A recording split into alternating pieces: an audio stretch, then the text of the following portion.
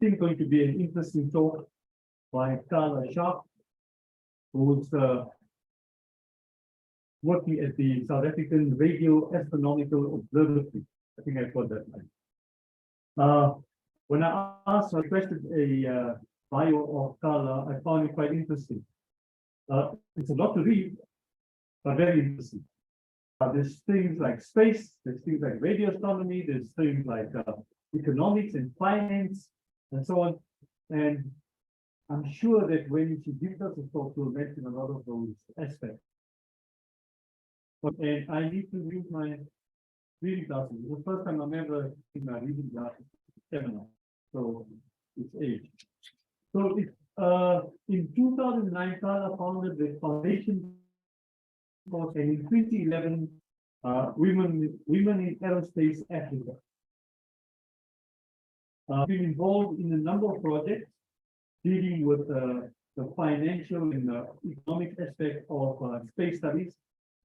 Again, this is something she might be able to, she probably tell us during the talk. She is involved deeply with the radio astronomy aspect of SKA. And I believe, I read somewhere that Carla is shortlisted to be going to the moon with the Chinese mission in 2026. I think I've got that correct. Carla, I hope you can hear me and will rectify that if I'm incorrect. But that is certainly will be a great honor. Presently, Carla is completing her PhD from UCT Space Lab. I think we should realize that UCT has this facility. That's wonderful. And the topic of her research is to reliably determine the socio-economic benefits to be gained from public investment into space science and technology. So, Carla, it's up to you. I asked somebody if you are based in Cape Town presently, and I believe you are. Thank you very much. Thank you very much. I hope you can all hear me. Yeah, okay. So I'm going to touch on all of those subjects. I'm going to start on space and the radio astronomy side and the projects that have been born out of this. I'll end with some information on my thesis research. And of course, I'll focus somewhere on in the middle on the Afri-ca2Moon project that you mentioned. It'll be technology going to the moon, not me, sadly. So the first words in the Bible spoken by God were, "Let there be light." And this is really how it started. At the beginning of the universe was just a hot mess. And then the first stars formed, and this was called the epoch of reionization. So on our SKA site, we have a telescope that is sole job is looking at the beginning of the universe for the first light. We live in the universe that has hundreds of billions of galaxies, and in each one of those galaxies, there are hundreds of billions of stars. The enormity is incredible. And so the projects I work for, the South African Radio Astronomy Observatory, we're part of the SKA Project. And this is what we do. We look at these galaxies and we look into space. At the center of our solar system is our star, the sun. And it is very interesting for a number of reasons, and how life lives on Earth starts with the sun. Aside from the obvious, the heat and warmth, our sun produces a protective layer around our entire solar system called the heliosphere, and this creates a bubble that protects our solar system from cosmic radiation and various dangerous sources from outside of the solar system. Inside our solar system, as we know, we have 8 planets. I grew up with 9, but Pluto got reduced and is no longer considered a planet. But what's interesting are the 2 large gas giants, Jupiter and Saturn. These large planets have enormous gravity, and they provide balance in our solar system, and they attract comets, large comets and asteroids, and they protect us in the inner solar system.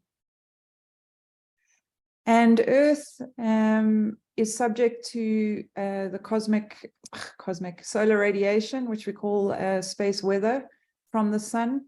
And we are protected by our own little bubble called the magnetosphere. And the way this all works together to keep life sustained on Earth has always amazed me. In this tiny little pocket, in this very large and dangerous universe, how everything works together to sustain life on Earth. And very important to that is our moon. The moon is just the right size and distance from Earth to keep our planet stable. So we are tilted on our axis and we wobble on that tilt, but the moon keeps us stable on that wobble so that we don't lose our atmosphere and so that we have tides. And the fact that we are tilted allows us to have seasons, which allows us to grow food, etc. So it really is a marvel, and it's something that I am very passionate about. And my passion is how to interpret space and utilize space to inspire and to offer solutions within the African context so that space can positively impact our lives in Africa. So I wish that was me. Something that always inspires me is that the first plane by the Wright brothers was bordering on a cardboard plane, but it flew in 1903. And just 66 years later, man walked on the moon. And this is a testimony to what belief and tenacity can achieve.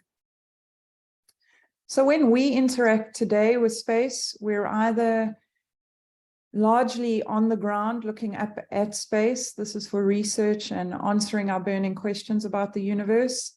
We do have some telescopes in space. The most recent was launched was the James Webb Telescope, but largely it's on the ground looking up at space. And then the space industry is rather based in space looking back at Earth. So this would be satellites. We use them for communications and various applications. An example here is disaster management.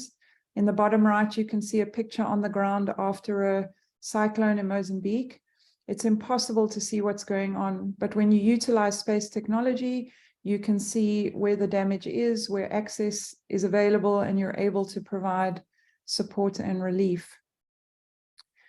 Why space technology matters and why it matters to Africa is, in one way or another, space technology contributes to the solutions of all 17 of the Sustainable Development Goals. And how it contributes is essentially data. At the end of the day, we all create data, whether it's a radio telescope or it's an Earth observation camera.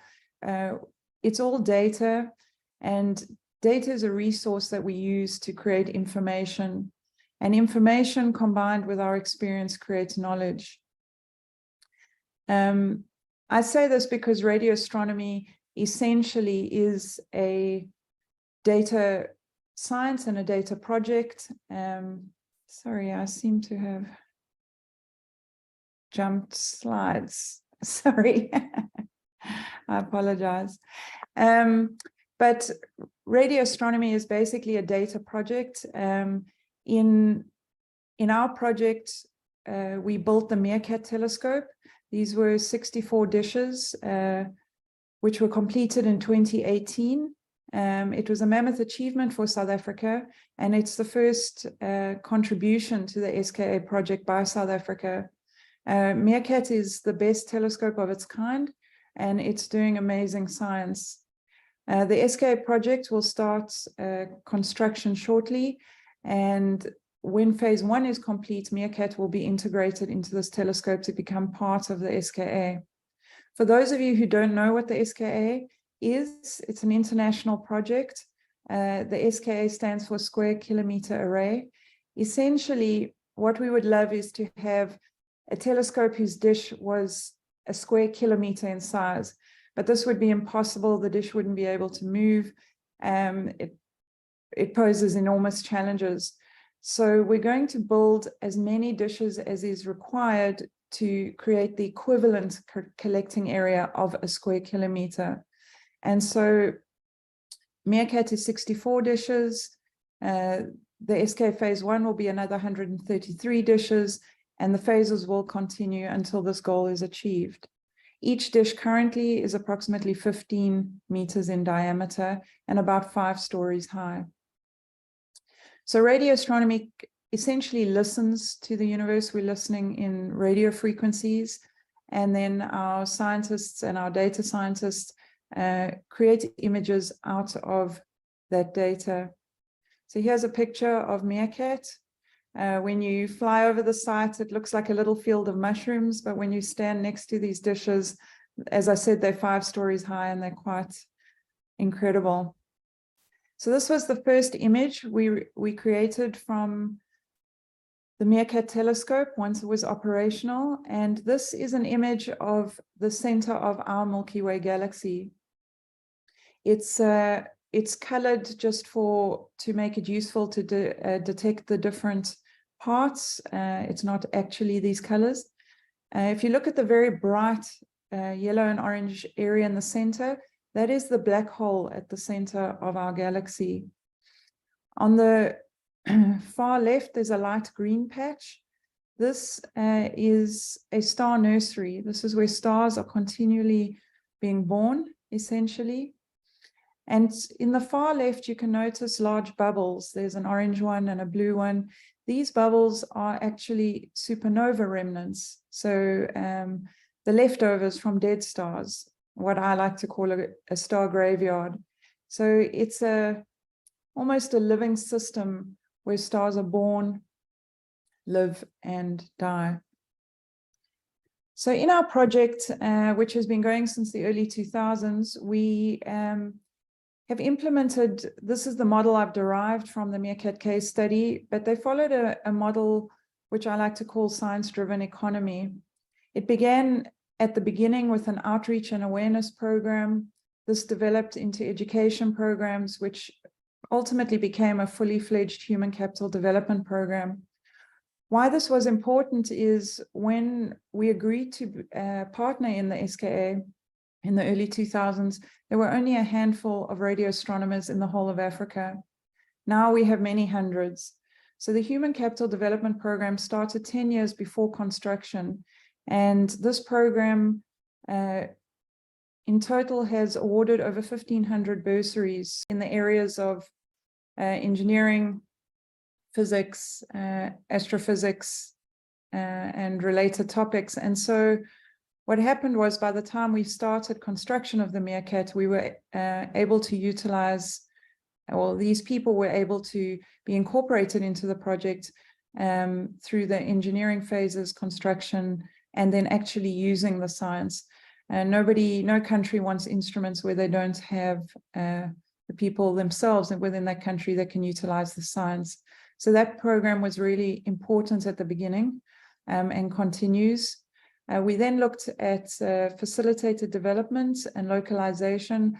So these were programs where we helped industry develop.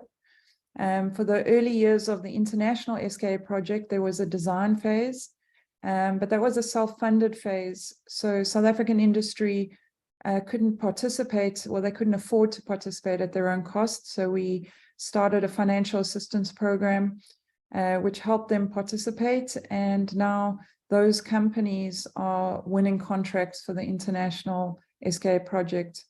We also developed technologies needed. Some of these technologies we would have to import, but now we're able to produce and manufacture those locally. And out of that, those partnerships between industry and our program, there was a lot of innovation and commercialization has happened, where a number of technologies have applicability to a number of sectors. And this is a reinforcing cycle as this goes on. So it's been a very successful project, not just on the science side, but on a socioeconomic level. I think to date in my calculations, about 800 million Rand of the investment into the Meerkat project was allocated to socioeconomic development in one way or another. So digital skills in Africa, we fall behind most countries. It's countries in Africa are falling behind most of the countries in the world, and it's at a fairly low level at the moment, but the potential is enormous. World Bank estimates over 230 million jobs will require digital skills by 2030. And so there's a huge investment opportunity. So this focus on data for science and for socioeconomic benefit produces a number of areas for collaboration between government, industry, and academia to help develop socioeconomically as well as scientifically. And we've found that, I'll speak now on our Africa program, but our projects within other African countries are most successful if you can find a way for the project to incorporate all three areas: academia, industry, and government. So as I mentioned before, SKA is a data project essentially, and data is essential. So for this project, we've had to develop a number of technologies because the amount of data needed for Meerkat and the huge amount that will be provided by SKA, we didn't have the technologies to deal with that, to transport it, to analyze it, store it. And in some instances where there were technologies available, we just couldn't afford them within the project budget. So we had to develop our own technologies, and that falls into the commercialization I was talking about. Meerkat's Imager is one of the most efficient supercomputers in Africa, and it was built at 30% of the price of commercial alternatives. So Meerkat, interestingly, the dishes generate 2 terabytes of data per second. When we're doing the correlation and phasing up the multiplication of the time domain data, that goes up to about 15 terabytes. When it comes off again, it's reduced to 2 terabytes, and this is the equivalent of watching 5,500 digital TV stations at the same time. It's also interesting because it's a multicast instrument, and this means that it can do multiple science programs at once. So the Africa program, this is what I manage. I originally at SKA, I was the business development manager, and then I was the business manager and took care of operations. And now I'm the Africa program manager. And this is a program I'm very passionate about. We have 8 partner countries in Africa. These partners supported our bid to host the SKA in South Africa. And in return, we are implementing radio astronomy infrastructure in the countries. Ideally, we want to have a radio telescope in each of these countries. And that would, together, they would make up the African VLBI network. So VLBI is very long baseline interferometry. Yes, I had to practice before I could learn to say that properly. But essentially, it's the longer the baselines between dishes, the better resolution you have in space. So it's ideal to have dishes spaced very far apart. And our furthest partner is Ghana. So we began the program in Ghana because that created the longest baseline. So that program, that dish was an old telecoms dish, 30-meter dish, which we converted into a radio telescope at Kuntunsi. And it is essentially complete. We're just finishing some of the second phase engineering. And that telescope is capable of performing VLBI both with us in South Africa and with the European VLBI network because of its position. The African program itself is developed on a number of pillars: human capital development. So we have a number of partnership programs with international partners like DARA and Doppler and the Jumping Jive programs. These are all programs about training people up in radio astronomy or data skills. We have big data programs and workshops, etc. So we look largely to create the capacity for these science projects. We then, the second pillar, of course, is the infrastructure. So this is the VLBI network. We've also implemented training high-performance compute infrastructure in our partner countries. And this year, we're rolling out a training telescope program. So we'll be providing 2 3-meter dishes to each participating universities so that we can have hands-on training as we continue with the VLBI program. The next country that's looking to develop the full radio astronomy capacity is Botswana, and thereafter we have the 6 remaining partners. Funding, governance, and partnerships are another pillar. Policy and strategy development are very important. Without a good policy and strategy and a framework to follow, it becomes difficult to implement these programs. The co-location program, this is an exciting and interesting program. This was designed because one of the challenges we have with the partner countries is once we develop, like in Ghana, the radio telescope, they're faced with operations and maintenance, and resourcing this can be very challenging. Radio astronomy itself doesn't actually generate revenue. So we designed the co-location program and implemented a pilot in Ghana, which is working very well. And this is where we partner with the space industry. So on the site, we now host a ground station for satellites. It receives the data for satellites in partnership with Viasat from the US. And they pay a hosting fee and contribute to training staff and electricity and fiber, etc. So now the site is generating sufficient revenue to maintain its ongoing operations and maintenance activities.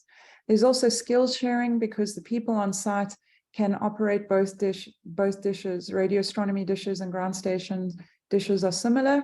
And so the staff there can support both the radio astronomy and Viasat's operations. So we look as well to roll this out to all our partner countries. So as mentioned, I started with the Foundation for Space Development. Well, some colleagues and I founded it in about 2008. And all of our passion projects sit within the foundation. And the newest of those is called Africa First. And this basically ties together everything I've said till now. It takes into account all the data that we require, whether we require it for science or for understanding society or preventing disasters, looking at agriculture, environmental monitoring, water monitoring, etc. All of this data that can be provided by people themselves or satellites or science studies, all of this can be put together ideally in one central supercomputer, for want of a better term. And on this, we're designing an open source data platform. So we would like to make this data freely available within Africa. Part of the reason for this, of course, is so that people have the data they need to solve problems. But every time for some reason, I'm always asked to make the closing remarks at our big data workshops and programs. And each time I listen to the projects and the solutions found by these young data scientists, and they're able to do meerkat science and complex data analysis, but they're always able to utilize these skills to solve on-the-ground problems. And I've listened to solutions for farming, for a hairdressing salon, the variety is enormous. And what we realized is we need to make data openly available to young, brilliant minds so that they can create these value-added services and solutions. So we hope that the co-location program itself will grow into a program that ultimately can support this supercomputer and this open source data platform, and that the dream is to make this data freely available to whoever may need it to solve the problems we face here in Africa.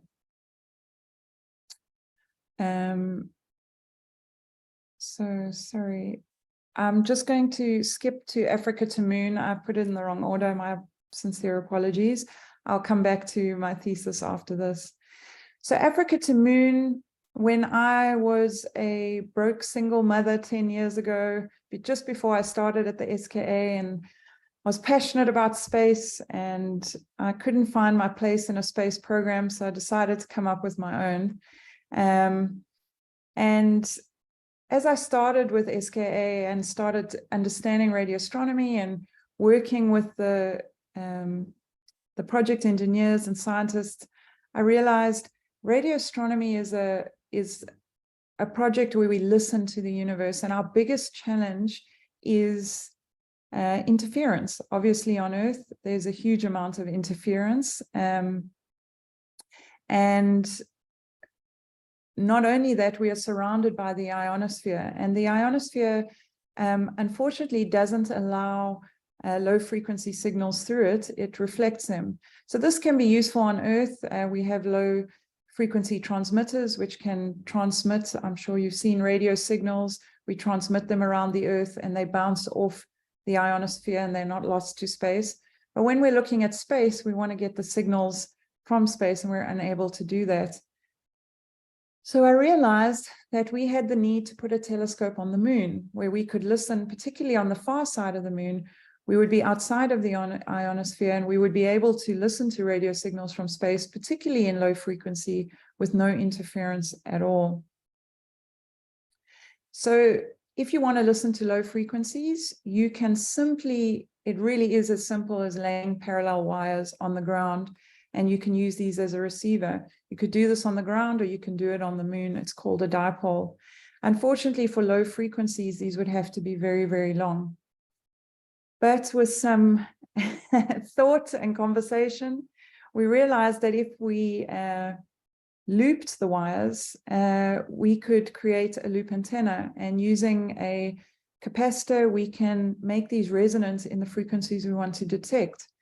So the natural step from a loop antenna was a ball. If we could send essentially self-inflating balls that could go flat pack to the moon and inflate once there, they would house the loop antenna and all the technology inside, and we would have basically a dish of sorts to listen to the universe. So we decided to call this Afri-ca2Moon, with 54 balls, one for each country in Africa. And the challenge was to put these on the far side of the moon. We had no funding for this project. Like I say, it was a passion project. And so we decided this project had to be collaboration only.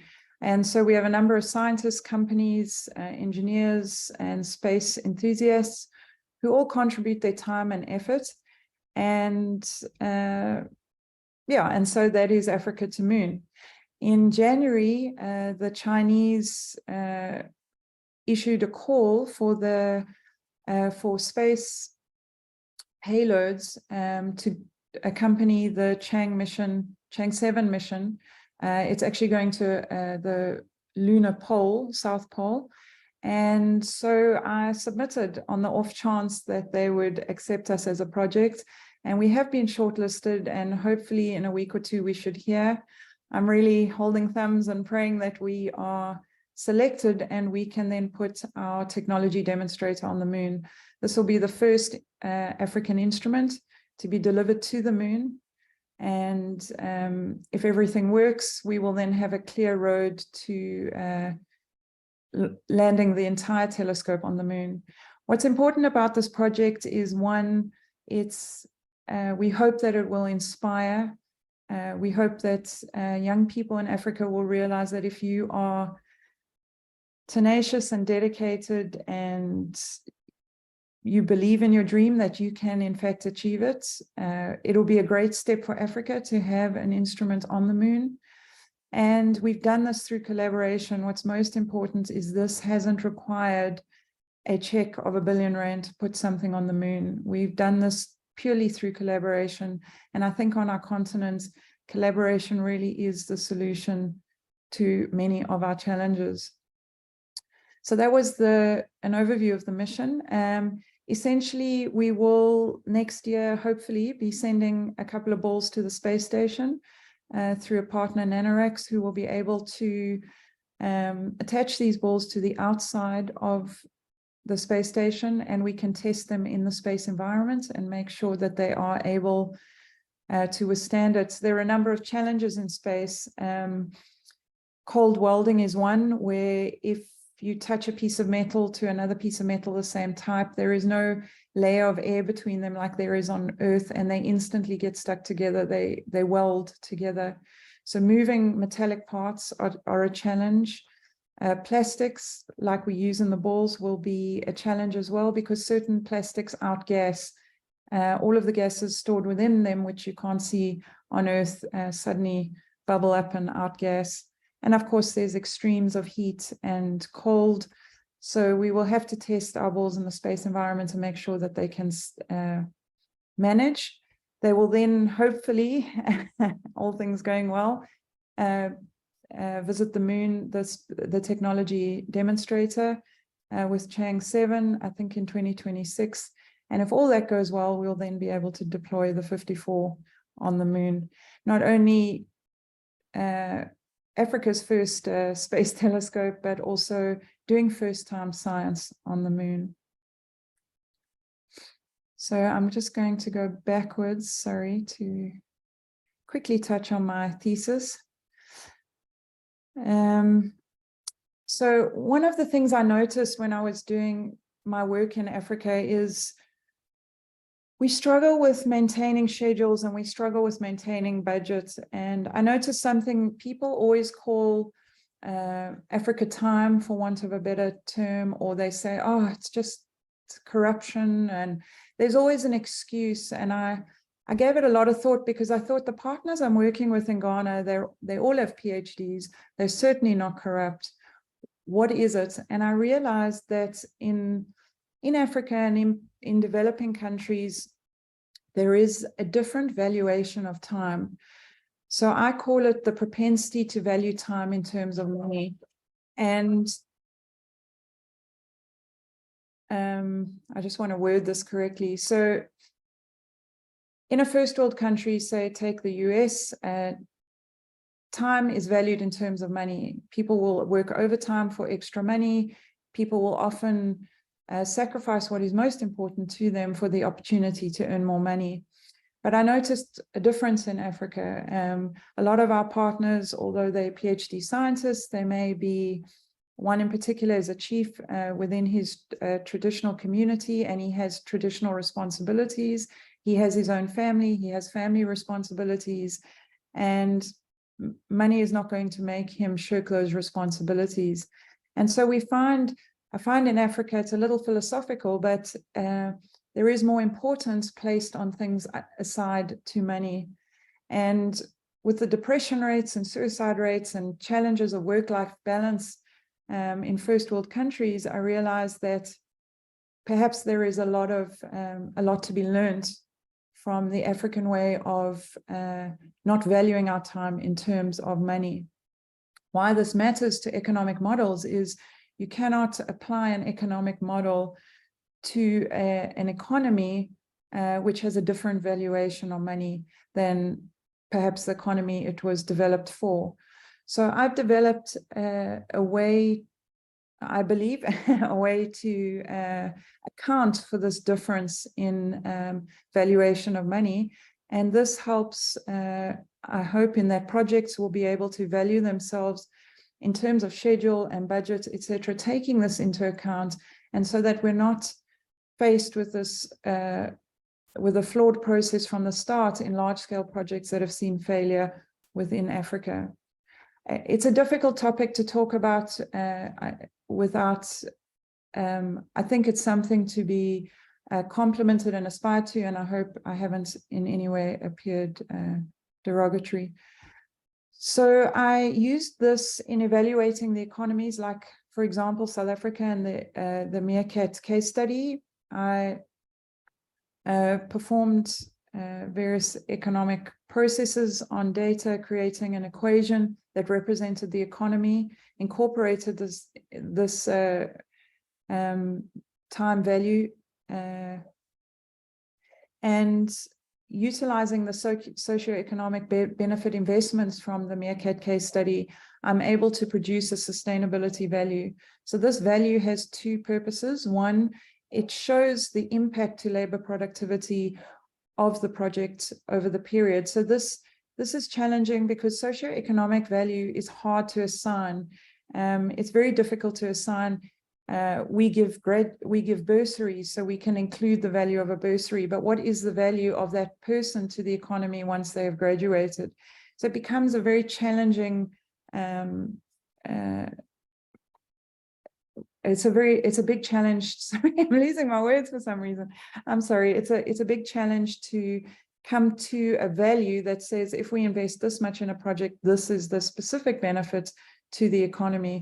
So I propose this model, and the sustainability value, when you're looking at the beginning of a project, has to be above 85%. I noticed in all the examples and iterations I did that if that value does not come out above 85%, the project just cannot achieve sustainability.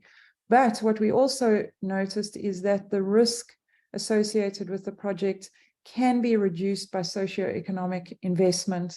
So it's investment into education and other areas.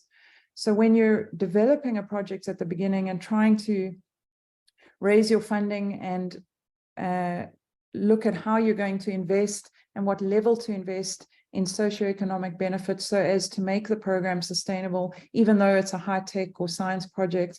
By using this module, you get a good idea of what level of investment, how to invest it so that this project can be sustainable.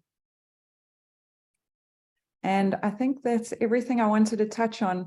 I apologize for losing my words a bit and jumping around my slides, but I hope that from the universe all the way down to economics, that more or less made sense.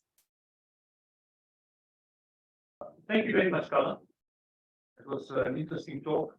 What we'll do first is check for any questions from the Carla. Thank you very much for your fascinating presentation. Just wondered if there's any connection between the SKA project here in South Africa and the CoE-MaSS project, that international project investigating the origins of the universe through scanning that 1 degree square. Are you familiar with the CoE-MaSS project, and is there any connection? Carla, did you get the question? Yeah.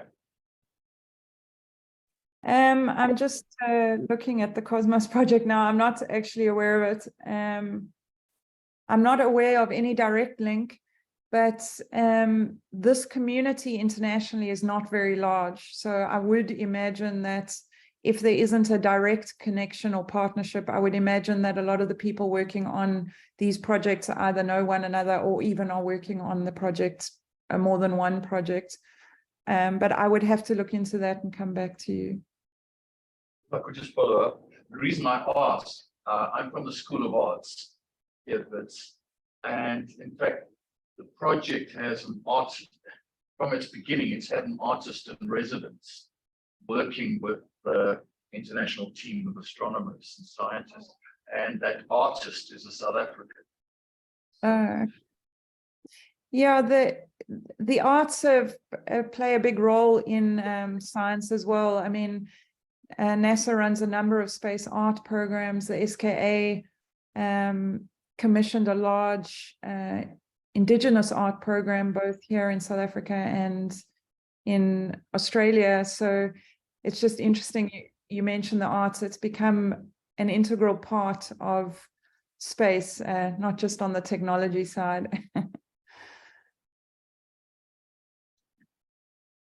So the space debris is a big challenge to spacecraft and satellites.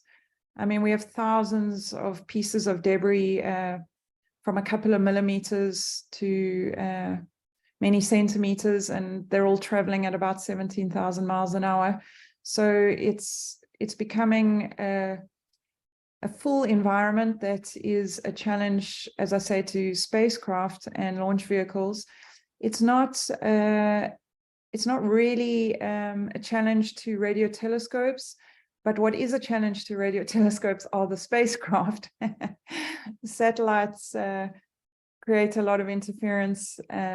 So things like the Starlink, you know, these are challenging arrays of thousands of satellites that are beaming information down, which that of course does create an interesting challenge for radio telescopes.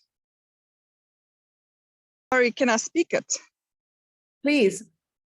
Oh, the comments. Yes. Okay. Oh, you have it. It's too long to speak, to write. So I was, my sound is a little bad from you, Abdul, but I can hear Carla very well. So I was particularly interested in the model that Carla was describing towards the end for her thesis. So the perspective from which I'm looking at it is working with the South African Mathematics Foundation. And when we engage with funders for teacher development projects, they want in the proposals sort of an impact of the money that they'll be investing on teachers and on the country. So usually we've been looking only at maybe impact on pass rates of students or learners in the classes of these teachers, or things like that. But you've given me quite a good idea, because if one can translate that, so more learners passing, more learners doing mathematics, and an impact on the economy of having more mathematically skilled learners coming out as a byproduct of these projects, that would be quite a useful perspective. So I would be interested to engage with you a little bit on that. Yeah, absolutely. I'd love to, and I'm glad my thesis gave someone a good idea. But yeah, I'd be happy to engage with you and look at interesting ways to further develop your idea. Carla, can I ask you something? Yeah. Do you know how many telescopes do they have out there presently? The SKA project. Yeah, presently. Obviously, this is an ongoing project. Yeah, so presently there are 64. They're currently constructing another 13, and shortly the construction will begin for the next 100 or so. Okay, we didn't get the first one. How many are they presently? 64. Oh, so that's huge already. Oh, Yeah. Thank you very much. Any more questions? Okay, thank you, Carla. That was an interesting talk. We asked the audience again to thank the speaker. Thank you very much. Thank you. Thank you for your time. Thank you for listening. And if you need anything else, my email's there. You're welcome to get in touch. Thank you very much.